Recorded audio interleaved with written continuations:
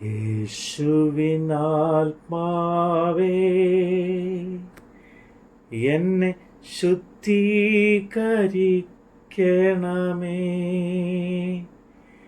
യേശുവിൻ ശരീരമേ എന്നെ രക്ഷിച്ചരുളണമേ.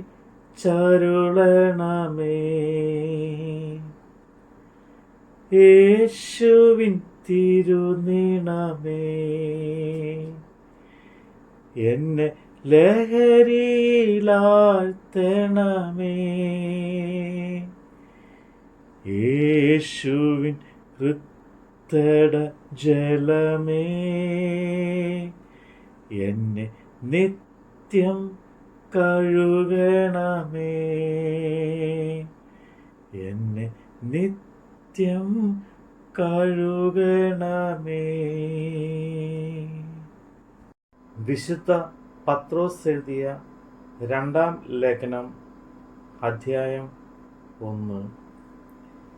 യേശുക്രിസ്തുവിൻ്റെ ദാസനും അപ്പോസ്തലനുമായ ശീമോൻ പത്രോസ്, നമ്മുടെ ദൈവത്തിൻ്റെയും രക്ഷിതാവായ യേശുക്രിസ്തുവിൻ്റെയും നീതിയാൽ ഞങ്ങൾക്ക് ലഭിച്ചതുപോലെ അതേ വിലയേറിയ വിശ്വാസം ലഭിച്ചവർക്ക് എഴുതുന്നത്, ദൈവത്തിൻ്റെയും നമ്മുടെ കർത്താവായ യേശുവിൻ്റെയും പരിജ്ഞാനത്തിൽ നിങ്ങൾക്ക് കൃപയും സമാധാനവും വർദ്ധിക്കുമാറാകട്ടെ. തൻ്റെ മഹത്വത്താലും വീര്യത്താലും നമ്മെ വിളിച്ചവൻ്റെ പരിജ്ഞാനത്താൽ അവൻ്റെ ദിവ്യശക്തി ജീവനും ഭക്തിക്കും വേണ്ടിയതൊക്കെയും നമുക്ക് ദാനം ചെയ്തിരിക്കുന്നുവല്ലോ. അവയാൽ അവൻ നമുക്ക് വിലയേറിയ അതിമഹത്വമായ വാഗ്ദത്തങ്ങളും നൽകിയിരിക്കുന്നു. ഇവയാൽ നിങ്ങൾ ലോകത്തിൽ മോഹത്തിലുള്ള നാശം വിട്ടൊഴിഞ്ഞിട്ട് ദിവ്യ സ്വഭാവത്തിന് കൂട്ടാളികളായി തീരുവാൻ ഇടവരുന്നു. അത് നിമിത്തം തന്നെ നിങ്ങൾ സകല ഉത്സാഹവും കഴിച്ചു. നിങ്ങളുടെ വിശ്വാസത്തോട് വീര്യവും, വീര്യത്തോട് പരിജ്ഞാനവും, പരിജ്ഞാനത്തോട് ഇന്ദ്രിയജയവും, ഇന്ദ്രിയജയത്തോട് സ്ഥിരതയും, സ്ഥിരതയോട് ഭക്തിയും, ഭക്തിയോട് സഹോദരപ്രീതിയും, സഹോദരപ്രീതിയോട് സ്നേഹവും കൂട്ടിക്കൊള്ളുവിൻ. ഇവ നിങ്ങൾക്ക് ഉണ്ടായി വർദ്ധിക്കുന്നു. എങ്കിലും നിങ്ങൾ നമ്മുടെ കർത്താവായ യേശുക്രിസ്തുവിൻ്റെ പരിജ്ഞാനം സംബന്ധിച്ച് ഉത്സാഹമില്ലാത്തവരും നിഷ്ഫലരും ആയിരിക്കേണ്ടതില്ല. അവയില്ലാത്തവനോ കുരുടൻ അത്രേ.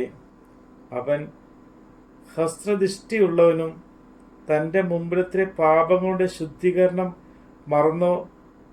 മറന്നവനും തന്നെ. അതുകൊണ്ട് സഹോദരരെ, നിങ്ങളുടെ വിളിയും തിരഞ്ഞെടുപ്പും ഉറപ്പാക്കുവാൻ അധികം ശ്രമിപ്പിൻ.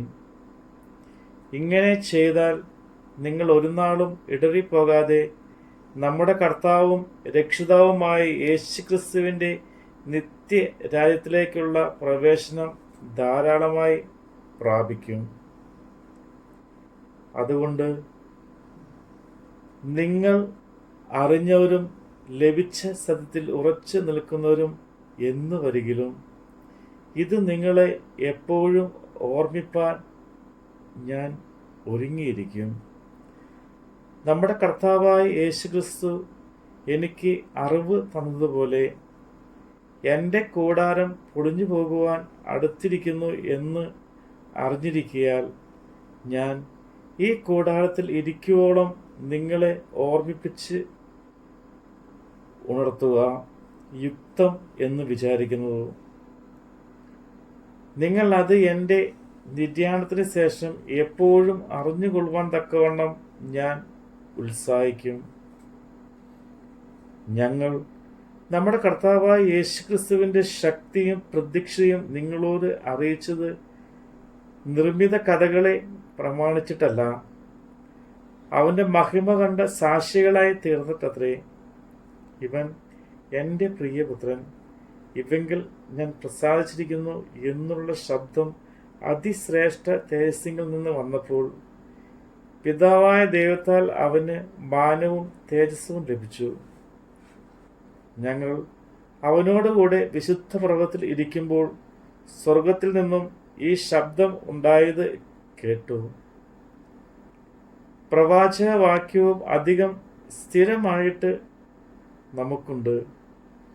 നേരം വെളുക്കുകയും നിങ്ങളുടെ ഹൃദയങ്ങളിൽ ഉദയ നക്ഷത്രം ഉദിക്കുകയും ചെയ്യുവോളം ഇരുണ്ട സ്ഥലത്ത് പ്രകാശിക്കുന്ന വിളക്ക് പോലെ അതിനെ കരുതിക്കൊണ്ടാൽ നന്ന്. തിരുവെഴുത്തിലെ പ്രവചനം ഒന്നും സ്വയമായ വ്യാഖ്യാനത്താൽ ഉളവാകുന്നതല്ല എന്ന് ആദ്യം തന്നെ അറിഞ്ഞുകൊള്ളണം. പ്രവചനം ഒരിക്കലും മനുഷ്യന്റെ ഇഷ്ടത്താൽ വന്നതല്ല. ദൈവകൽപ്പനയാൽ മനുഷ്യർ പരിശുദ്ധാത്മ നിയോഗം പ്രാപിച്ചിട്ട് സംസാരിച്ചതത്രേ. നമ്മുടെ കർത്താവിൻ്റെ വചനമാണ് നമ്മൾ കേട്ടത്.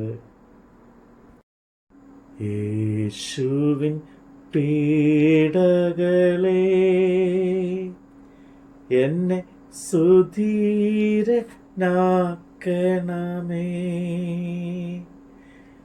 നന്മതൻ നിറക്കുടമേ,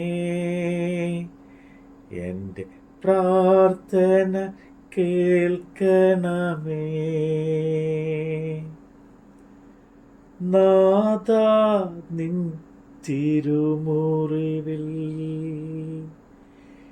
എനിക്കഭയം നൽകണമേ, മേലിൽ വേർപിരിയാതെ എന്നെ അങ്ങിൽ ചേർക്കണമേ, എന്നെ അങ്ങിൽ ചേർക്കണമേ.